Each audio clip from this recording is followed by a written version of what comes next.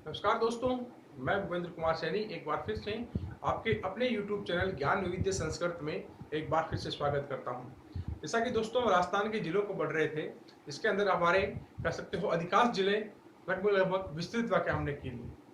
अधिकांश जिलों की जो व्याख्या है वो हमने ऐतिहासिक तौर पे, भौगोलिक तौर पे और जो उनकी लोक कला संस्कृति है उनके तौर पे की है। आज जिस जिले का अध्ययन करेंगे हम, उस जिले का नाम है सवाई माधोपुर। का नाम है सवाई माधोपुर। बात करें सवाई माधोपुर की स्थापना की, तो कह सकते हो सवाई माधोपुर से दो जिले अलग हुए थे, करौली और दौसा। और बात करें इसकी ऐतिहासिक पृष्ठभूमि की, तो जयपुर के जो सवाई माधो सिंह प्रथम हैं, उन्होंने इसकी स्थापना की थी। किसने की थी? सवाई माधो सिंह फर्स्ट ने इसकी स्थापना की थी। और सवाई माधोपुर को कहा जाता है बाघों की क्रीड़ा स्थली, यानी जो देश भर में बाघ हैं उनके लिए सर्वाधिक अगर कोई स्थान उपयुक्त है तो वो सवाई माधोपुर है। यहाँ पर 1973 के अंदर भारत की प्रथम बाघ परियोजना या टाइगर प्रोजेक्ट शुरू किया गया। तो चलिए शुरू करते हैं अपन आज अपने सवाई माधोपुर जिले को।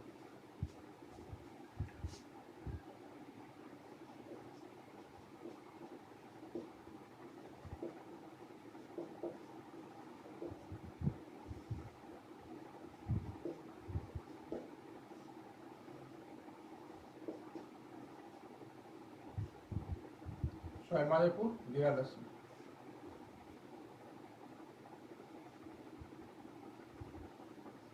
इसे कहते हैं बाघों की क्रीड़ा स्थली।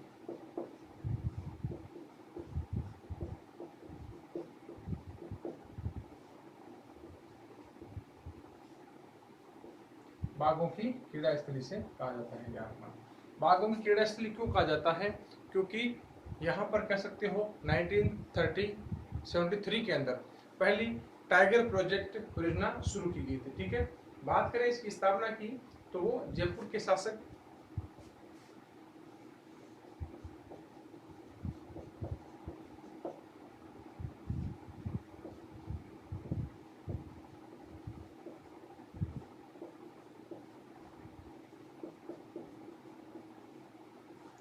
शासक सवाई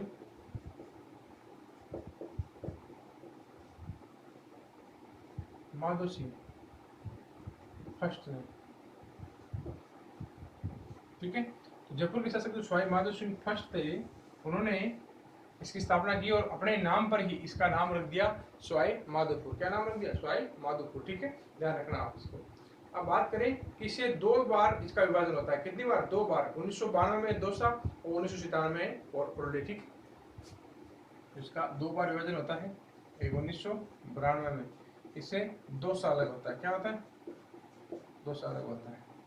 और 1997 में इसी से करौली अलग होता है। क्या होता है? करौली अलग होता है। ठीक है, तो ध्यान रखना इसका दो बार विभाजन भी हो चुका है, 1992 के अंदर और 1993 के अंदर। ध्यान रखना। और इसी के अंदर देश की प्रथम बाघ परियोजना संचालित की गई।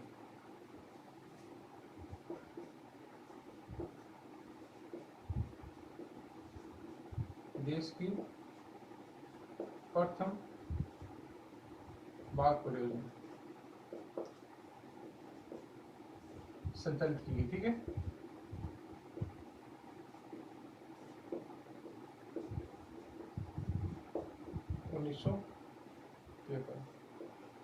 इसको कहते हैं Ranthambore tiger project. Ranthambore tiger project. ठीक है, इसे कहा जाता है रणथंबोर टाइगर प्रोजेक्ट। तो ये हुई इसकी थोड़ी सी ज्योग्राफिकल और ऐतिहासिक महत्व की बात। ज़्यादा बड़ा जिला नहीं है, छोटा सा जिला है। हम जल्द ही कंप्लीट इसको कर लेंगे। आप एक वीडियो के अंदर ये कंप्लीट हो जाएगा। अब बात करेंगे इसके अंदर जो प्रमुख मंदिर हैं, जो प्रमुख दर्शनीय स्थल हैं, उनकी चर्चा करेंगे। ठीक है,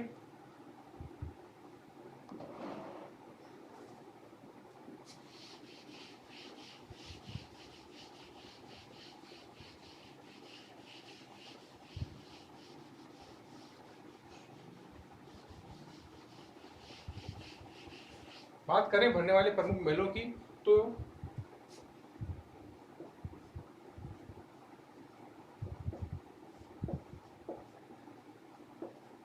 जो पहला मेला आता है उसका है चौथ माता का मेला। कहाँ पर? चौथ माता का मेला। और स्थान कौन सा है? चौथ का बरवाड़ा। कौन सा? चौथ का बरवाड़ा। ठीक है,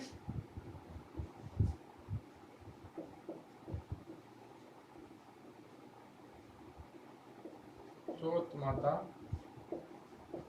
का मेला।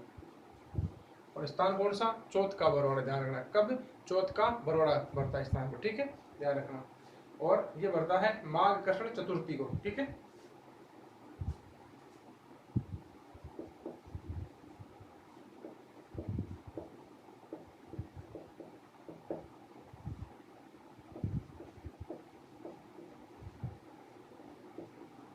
माघ कृष्ण।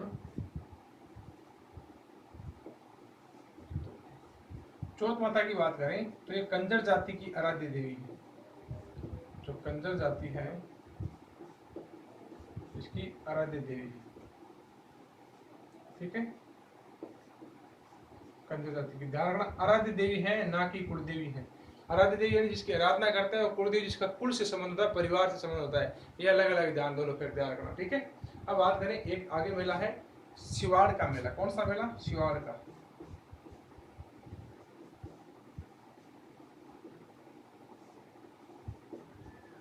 शिवाड़ का जो मेला है ये शिवाड़ में बढ़ता है और शिवरात्रि को बढ़ता है। कब बढ़ता है? शिवरात्रि। शिवाड़ और बढ़ता कब है? शिवरात्रि को बढ़ता है। ध्यान रखना। ठीक है,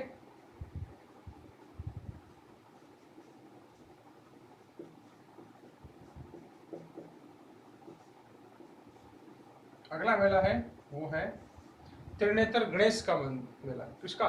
त्रिनेत्र गणेश का मेला। ध्यान रखना त्रिनेत्र गणेश राजस्थान के अंदर एकमात्र है जिनको कह सकते हैं त्रिनेत्र गणेश कहा जाता है। रणथंभौर दुर्ग के अंदर। कहाँ पर? रणथंभौर दुर्ग के अंदर बहुत बड़ा भव्य मेला लगता है। और राजस्थान ही नहीं पूरे भारत में भी कहा जाता है कि किसी भी मांगलिक कार्य या कह सकते हो विवाह या कोई भी किसी प्रकार का मांगलिक कार्य है तो सबसे पहले जो निमंत्रण पत्र है इन्हीं त्रिनेत्र गणेश को दिया जाता है। राजस्थान में विशेष मान्यता है इसकी। ठीक है,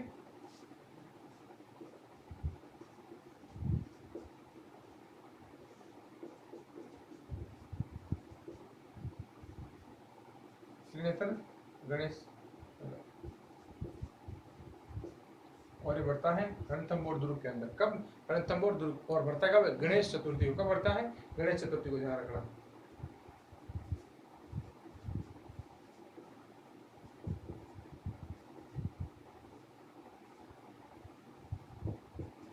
ठीक है, रणथंभौर दुर्ग।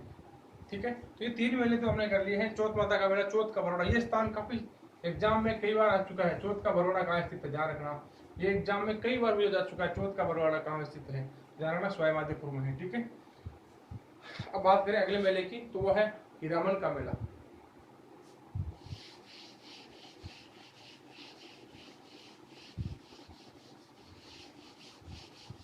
बात करें हीरामन के मेले की, हीरामन का मेला है वो बढ़ता है आपका सवाई माधोपुर के अंदर। और इसे पशु निवारक देवता भी कहा जाता है। हीरामन का मेला सवाई माधोपुर में बढ़ता है। प्रॉपर सवाई माधोपुर में। ठीक है, और इन्हें पशु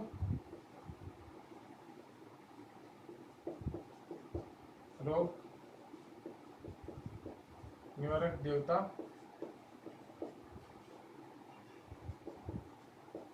मानते हैं।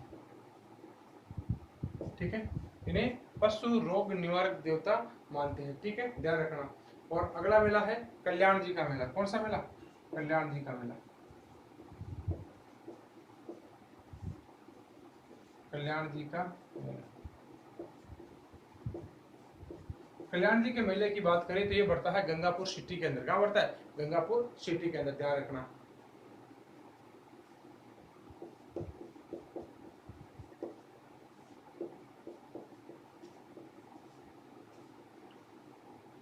तो ये थे अपने जो प्रमुख मेले हैं सवाई माधोपुर में बनने वाले, उनकी चर्चा हमने की है। हीरामन का मेला जिसे पशु रोग निदान देवता के रूप में पूजा जाता है। ठीक है, और बात करें कल्याण जी का मेला तो गंगापुर सिटी के अंदर बढ़ता है। अब बात करेंगे अपन प्रमुख मंदिरों की। किसकी? प्रमुख मंदिरों की। ठीक है,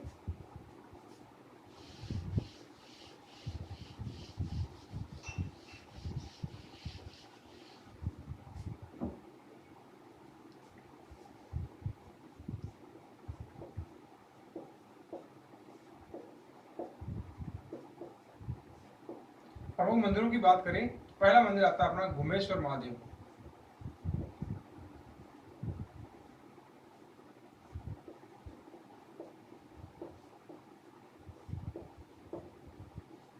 घुमेश्वर महादेव मंदिर।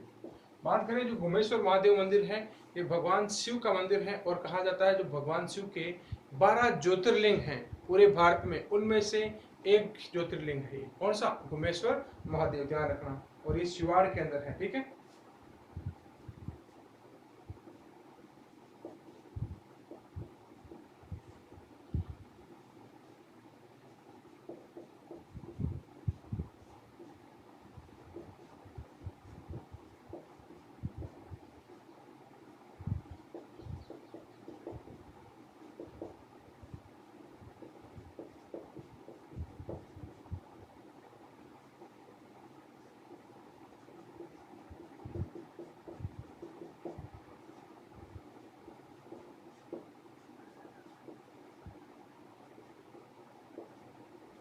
ठीक है, जो भगवान शिव के 12 ज्योतिर्लिंग हैं उनमें से एक ज्योतिर्लिंग यहीं पर स्थित, ध्यान रखना, ठीक है। अब बात करें जो यहाँ पर जो मेला बढ़ता है वो शिवरात्रि को बढ़ता है। कब बढ़ता है? शिवरात्रि को, ध्यान रखना। जो मेला है यहाँ का वो शिवरात्रि को मेला था।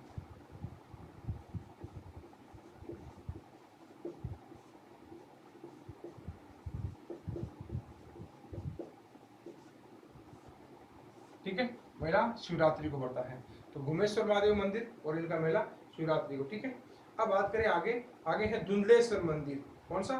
धुंधलेश्वर मंदिर, ठीक है।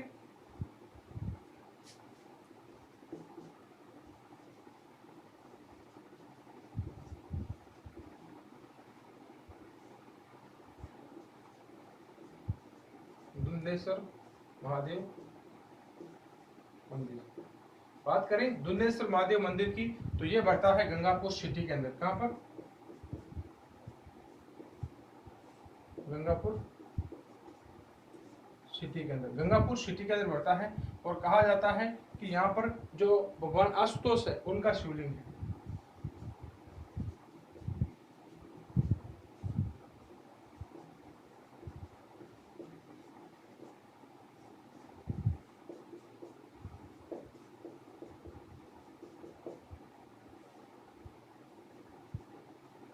ठीक है, जो भगवान आशुतोष है उनका यहाँ पर शिवलिंग है, ठीक है। और ध्यान रखना जो मेला है इनका बढ़ता है भाद्रपद कृष्ण नवमी को। मेला है वो बढ़ता है भाद्रपद कृष्ण नवमी, ठीक है, ध्यान रखना। तो ये अपने दो मंदिर हुए हैं, दोनों ही कह सकते हो भगवान शिव के मंदिर हैं। घुमेश्वर महादेव मंदिर है जो शिवाड़ के अंदर है। यहाँ पर कहा जाता है कि जो भगवान शिव के 12 ज्योतिर्लिंग हैं उनमें से एक ज्योतिर्लिंग यहीं पर स्थित है। और बात करें मेला शिवरात्रि को बढ़ता है। फिर अगला है धुंधलेश्वर महादेव मंदिर। कौन सा? धुंधलेश्वर महादेव मंदिर, जो गंगापुर सिटी के अंदर इसका कह सकते हो स्थान है। और भगवान आशुतोष का यहाँ पर शिवलिंग है और मेला भाद्रपद कृष्ण नवमी को बढ़ता है, ठीक है।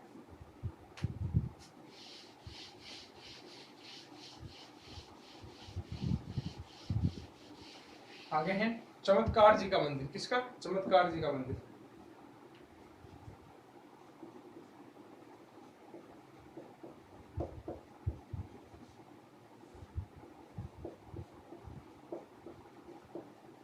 और चमत्कार जी का मंदिर है वो है आलनपुर के अंदर। और भगवान ऋषभ देव की यहाँ पर प्रतिमा है। किसकी? ऋषभ देव। किसकी? भगवान ऋषभ देव की, ध्यान रखना।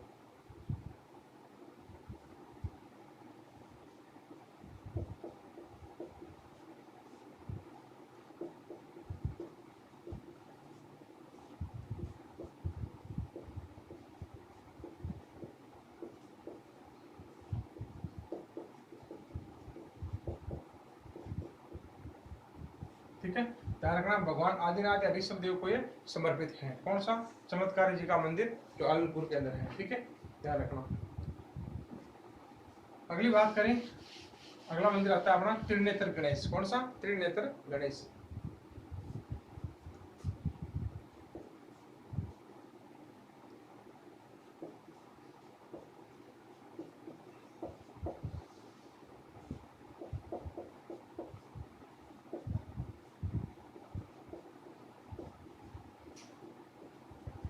त्रिनेत्र गणेश मंदिर की बात करें तो ये स्थित है आपका रणथंभौर दुर्ग के अंदर। कहाँ पर? रणथंभौर दुर्ग के अंदर। और इस मंदिर के अंदर जो कह सकते हो गणेश जी की सिर्फ मुख्य पूजा होती है, ना तो यहाँ पर धड़ है, ना इसके हाथ है, न किसी प्रकार से आयुध है, ध्यान रखना।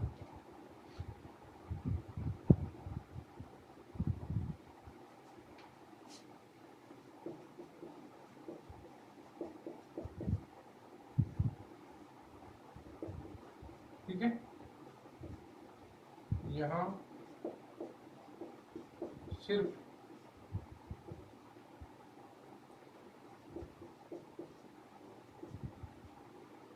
गणेश जी के मुख की पूजा होती है।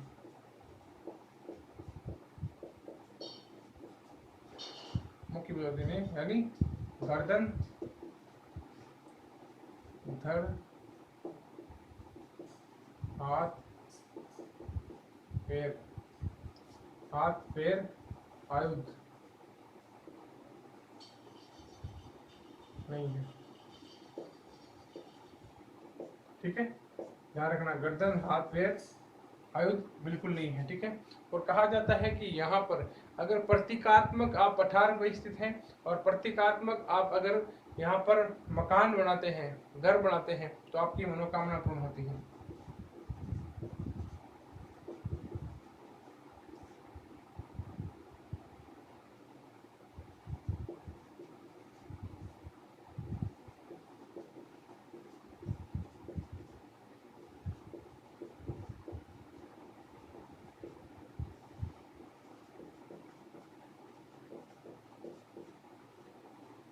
ठीक है, प्रतीकात्मक मकान बनाने पर, यानी पास में पठार स्थित हैं और पठार पर छोटे छोटे पत्थर पड़े हैं, उनका प्रतीकात्मक यानी छोटे छोटे घर बनाते हैं, घरों टाइप, अगर वो आप बनाते हैं तो कहा जाता है कि आपकी जो मनोकामना है वो पूर्ण होती है। ठीक है, बात करें त्रिनेत्र गणेश मंदिर की एक मुख्य विशेषता है कि कहीं पर भी कोई शुभ या मांगलिक कार्य हो रहा है या शादी विवाह है तो सबसे पहला निमंत्रण इन्हीं को दिया जाता है। ठीक है,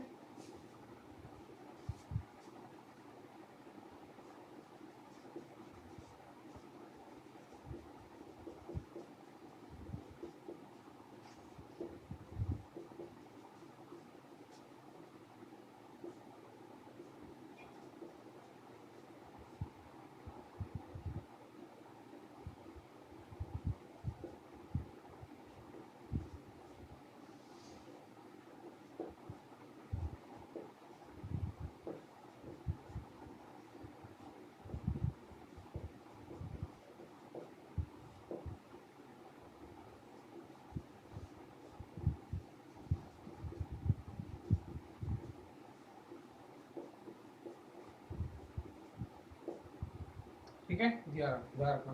तो मांगलिक कार्य है जैसे विवाह हो गया आदि के अंदर सर्वप्रथम जो निमंत्रण दिया जाता है इन्हीं गणेश जी को दिया जाता है, ध्यान रखना। ठीक है, तो ये था अपना त्रिनेत्र गणेश मंदिर रणथंभौर दुर्ग के अंदर स्थित है। और इसकी मुख्य विशेषता ध्यान रखना कि यहाँ पर सिर्फ मुख की पूजा होती है, गणेश जी की किसी प्रकार गर्दन, पैर, हाथ, धड़ बिल्कुल नहीं है। ठीक है, और ध्यान रखना जो सर्वप्रथम अगर कोई मांगलिक कार्य हो घर के अंदर तो सर्वप्रथम निमंत्रण इन्हीं गणेश जी को दिया जाता है, उसके बाद कोई मांगलिक कार्य को शुरू किया जाता है। और यहाँ पर कह सकते हो जो प्रतीकात्मक घर यानी पठार पे है ये मंदिर, प्रतीकात्मक आप घर बनाते हैं तो कह सकते हो आपकी जो मनोकामना है वो पूर्ण होती है। ठीक है, बात करते हैं अगले मंदिर की। तो एक मंदिर है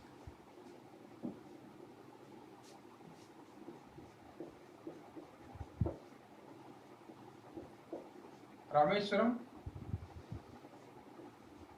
महादेव मंदिर। बात करें रामेश्वर महादेव मंदिर है जो कह सकते हो जो 3 नदियां हैं उनके संगम पर स्थित है। ठीक है, ध्यान रखना 3 नदियों के संगम पर स्थित है और 3 नदियों के अंदर संगम के अंदर एक स्थान है खंडार तहसील। जो रामेश्वरम है खंडार तहसील के अंदर स्थित है। ठीक है, एक नदी आती है चंबल, एक आती है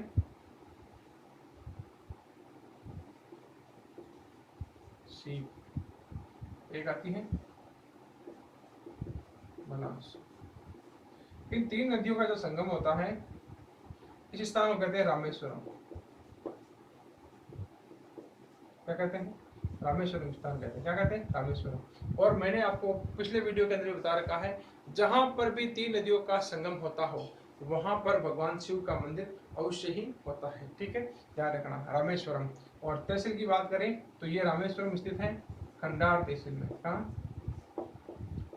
खंडार तहसील। ठीक है, तो स्थान को कहा जाता है रामेश्वर, और उसके नाम से हो गया रामेश्वर महादेव मंदिर। चंबल, बनास और शिव के त्रिवेणी संगम पर स्थित है। कौन सा? रामेश्वरम महादेव मंदिर। ठीक है, ध्यान रखना इस बात को भी। ठीक है, अब बात कर लेते हैं जो सवाई माधोपुर के अंदर प्रमुख दर्शनीय स्थल हैं उनकी चर्चा करते हैं।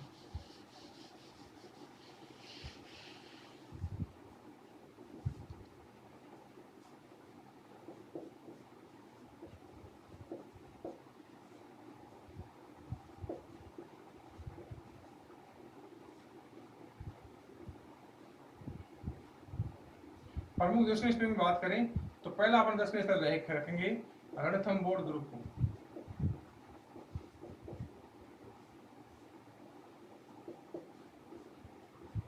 रणथंबोर दुर्ग। रणथंबोर दुर्ग की बात करें तो ये कह सकते हो कि रण और थंबन दो पहाड़ियों पर बना है, कि दो पहाड़ियों के बीच में बना है, रण और थंबन। और कहा जाता है कि इस रण और थंबन पहाड़ी को पहले अंतपुर की पहाड़ी कहा जाता है। क्या? अंतपुर दुर्ग कहा जाता है। क्या कहा जाता है? अंतपुर दुर्ग।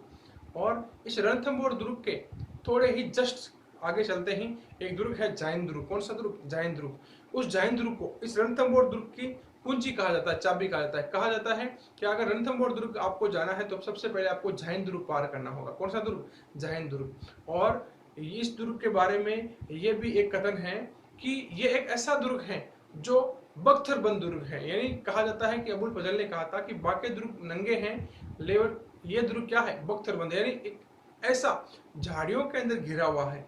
दूर से देखने पर यह दुर्ग बिल्कुल भी दिखाई नहीं देता है, पास आने पर दिखाई देता है, क्योंकि ये घने जंगलों के अंदर है। तो दूर से बिल्कुल भी दुर्ग दिखाई नहीं देता और पास आने पर ये दुर्ग सिर्फ दिखाई देता है। तो बख्तरबंद दुर्ग है। और इसके अंदर कह सकते हो कई प्रकार के दर्शनीय स्थल हैं। जैसे इसके अंदर त्रिनेत्र गणेश मंदिर है, सुपारी महल है, जोरा भोरा का महल है, कई प्रकार के इसके अंदर महल है, दर्शनीय स्थल है। ठीक है, तो आइए चर्चा शुरू करते हैं। ठीक है,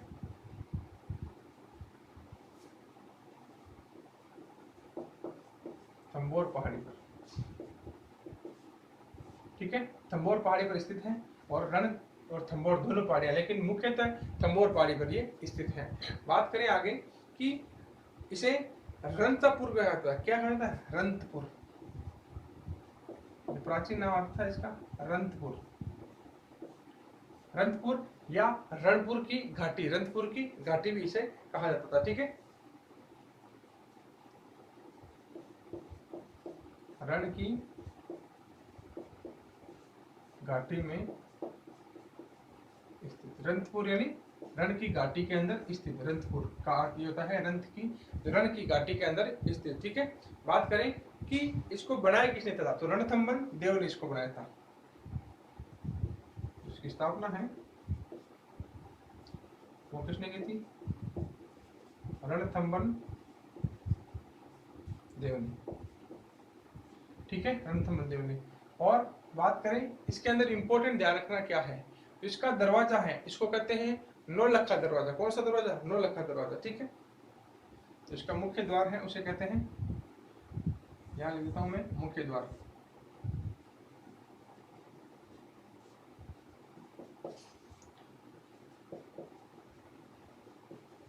नौलखा। भाई नौलखा नाम से कई चीजें हैं राजस्थान के अंदर, ध्यान रखना। नौलखा बावड़ी भी है, नौलखा दरवाजा भी है, और भी कई चीजें हैं नौलखा। तो ये नौलखा वर्ड आपको ध्यान रखना होगा। जो नौलखा दरवाजा है यह कहां पर है? रणथंबोर दुर्ग के अंदर, आपको ये ध्यान रखना पड़ेगा। ठीक है भाई, अब बात करें कि इस दुर्ग के अंदर प्रमुख प्रमुख दर्शनीय स्थल मैंने बता दिए। अब बात करते हैं कि एक विद्वान का कथन है अबुल फजल का, अबुल फजल है वो क्या कहते हैं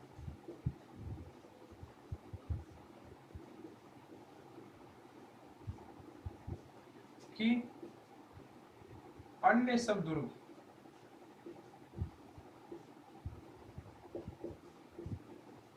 नंगे हैं, लेकिन ये दुर्ग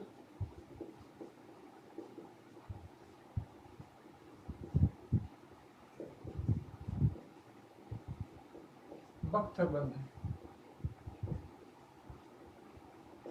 बख्तरबंद है इसका अर्थ यानी पूरा एकदम ढका हुआ है। अन्य सब दुर्ग नंगे, लेकिन ये मैंने कहा था झाड़ियों के कारण, यानी जंगल है, जंगल में स्थित है, जंगल में झाड़ियों के बीच स्थित है।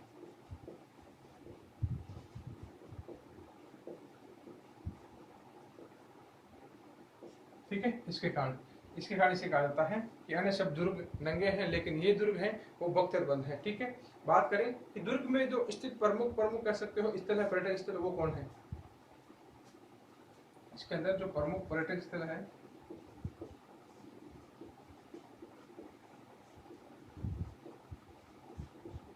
पहला मैंने बताई दिया आपको त्रिनेत्र गणेश,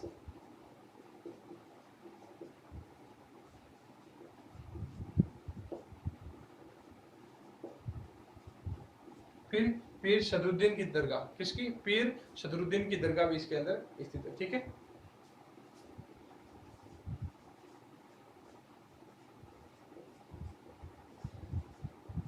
पीर सदरुद्दीन की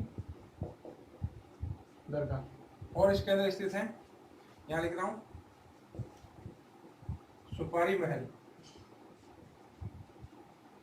ठीक है, सुपारी महल, और इसके अंदर स्थित है जोरा बोरा का महल। कौन सा? जोरा बोरा का महल, ध्यान रखना। और इसके अंदर स्थित है अमीर की कचहरी।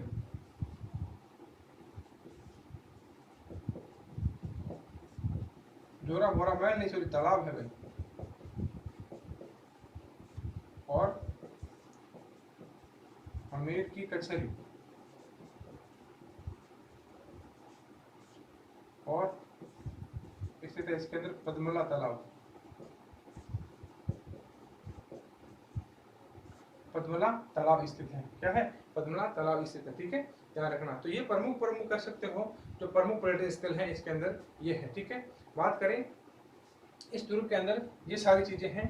अब बात करें इस हमीर, कर सकते हो जो हमीर की कचहरी बनी है, इससे एक नाम आपको याद रखना है।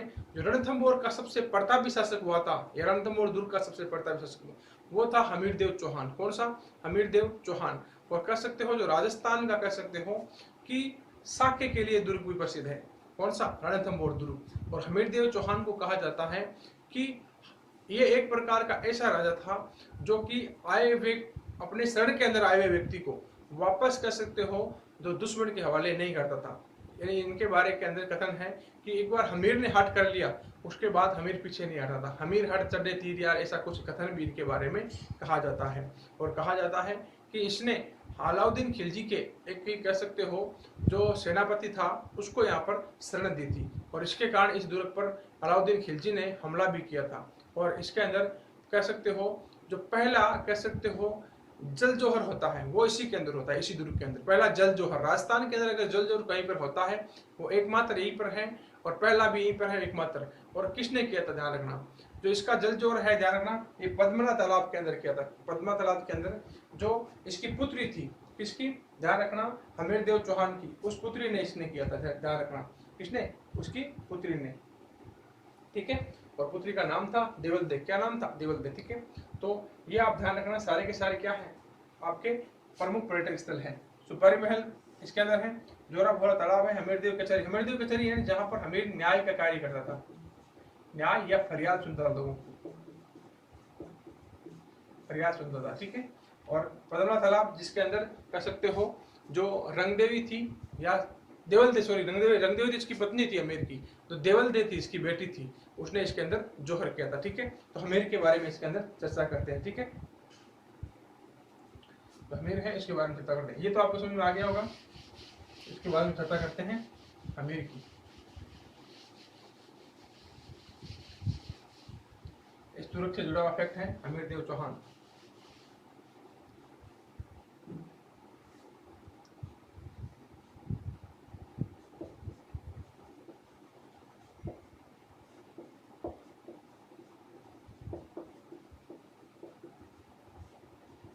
हमीर देव चौहान सबसे प्रतापी शासक है यहाँ का।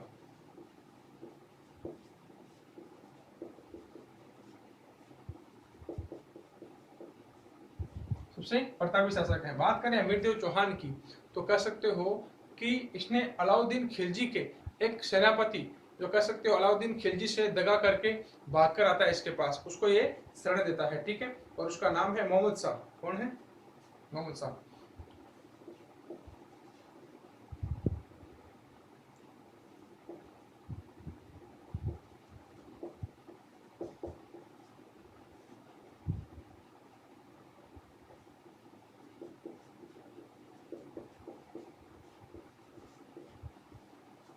मोहम्मद शाह कौन था भाई, ध्यान रखना। मोहम्मद शाह जो होता है वो होता है आपका अलाउद्दीन खिलजी का एक सेनापति है। मोहम्मद शाह कौन था? अलाउद्दीन खिलजी में एक लिखना सीधा, अलाउद्दीन खिलजी का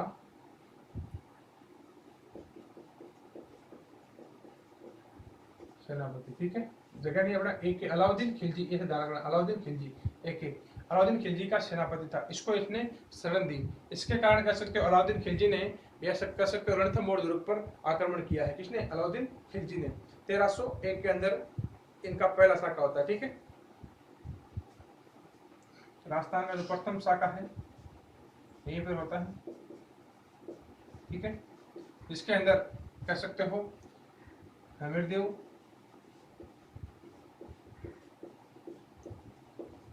केसरिया करते हैं, ठीक है। और जो इनकी रानी है रंगदेवी, रंगदेवी ये जोहर करती है। और जो इनकी बेटी है जो देवल दे, बेटी का नाम क्या है? देवल दे, ये इनकी बेटी है। क्या है? बेटी है इनकी, किसकी? अमीर की बेटी है। ये जल जोहर करती है। जल जोहर यानी पद्मला तालाब के अंदर, पद्मला तालाब में कूद जाती है। किसमें? पद्मला तालाब में कूद जाती है। कौन सी? इनकी बेटी है देवल दे, ठीक है, अमीरदेव चौहान की, ठीक है। देवल दे प्रथम कह सकते हो जल जोहर है राजस्थान का, ठीक है। जल जोहर राजस्थान का प्रथम जल जोहर, ध्यान रखना। तो देवल दे वाला जोहर है ये राजस्थान का प्रथम जल जोहर है, राजस्थान का प्रथम जल जोहर। और ये सारे के सारे जल जोहर हैं जो केसरिया हैं, ये होते हैं 1301 के अंदर, ठीक है। राजस्थान का कह सकते हो कि प्रथम शाखा था। क्या था? प्रथम शाखा या प्रथम कह सकते हो आपका जोहर था और प्रथम जल जोहर था, ठीक है। अब बात कर ली हमने हमीरदेव चौहान की। अब बात करें रणथंभौर दुर्ग की। मैंने बताया था कि इसकी कुंजी कहा जाता है जाहिन दुर्ग को। किसको?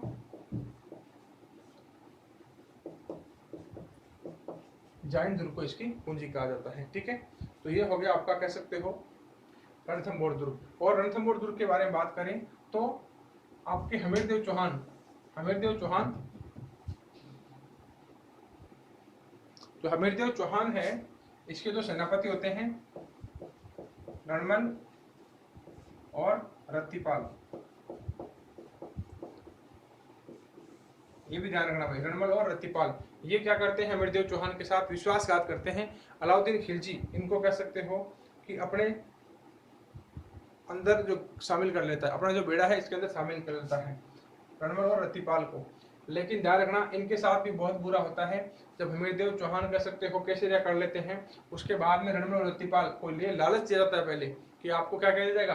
रणथंभौर दुर्ग का कह सकते हो अधिकार दे दिया जाएगा। लेकिन जब ये खत्म होता है पूरी कहानी तो अलाउद्दीन खिलजी इनको मार देता है, और ये कहकर मार देता है कि तुम अपने कह सकते हो स्वामी के पूरे विश्वास पात्र नहीं हुए तो मेरे क्या विश्वास पात्र होगे, और ये कहकर इन्हें मार दिया जाता है, ठीक है।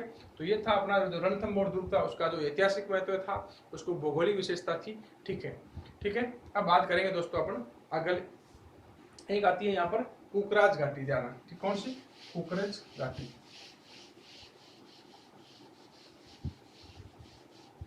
बात करें कुकरेज घाटी की तो यहाँ पर एक अनोखी विशिष्ट दर्शनीय स्थल आपको मिलेगा। एक कुत्ते की छतरी है,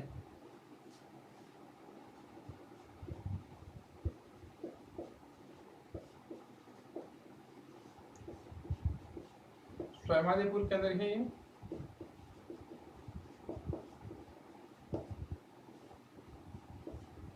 यहाँ पर क्या क्या ध्यान रखना, एक तो है कुत्ते की छतरी,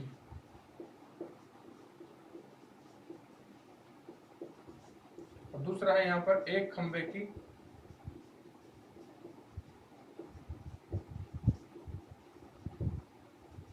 छतरी। ठीक है, ध्यान रखना, एक खंबे की छतरी बनी है और कुत्ते की छतरी यहाँ पर बनी है। ठीक है, ध्यान रखना, कुकराज घाटी के अंदर और सवाई माधोपुर के अंदर है। ठीक है, तो दोस्तों ये अपना था सवाई माधोपुर जिला, बहुत छोटा सा जिला है जो कि जल्द ही कंप्लीट हो गया। दोस्तों आपको ये वीडियो अच्छा लगे तो वीडियो को लाइक करें, चैनल को ज़्यादा से ज़्यादा सब्सक्राइब करें, किसी प्रकार की कोई त्रुटि हो तो कमेंट बॉक्स में अवश्य लिखें। धन्यवाद दोस्तों।